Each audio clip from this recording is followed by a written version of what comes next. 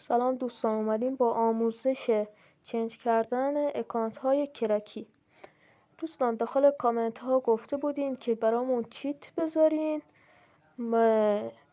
در شرایطی براتون چیت میذارم، چیت رایگان، قیمتی نیست، که مشترک ها رو برسونین به 1000 تا داخل کانال یوتیوب.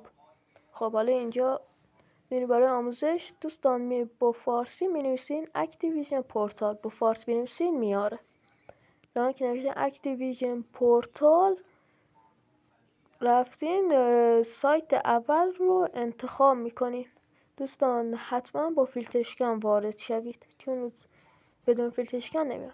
میایم اینجا ریژن اکانتمون رو انتخاب میکنیم. ریژن اکانت من که میخوام چنج کنم ایران هست، باید ایران رو انتخاب کنیم.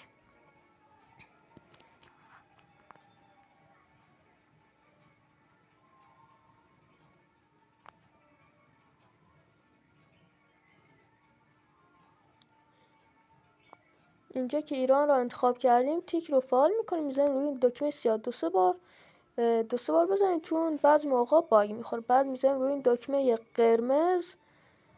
اینجا که این صفحه براتون باز شد میزنیم رو اکتیویژن. جیمیل و رمز جیمیل خود رو وارد میکنیم و بعد میزنیم من ربات نیستم.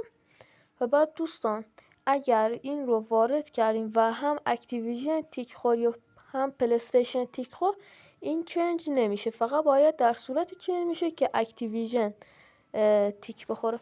بعد من ربات نیستم رو میزنیم، بعد مربع رو تیکش رو فعال میکنیم.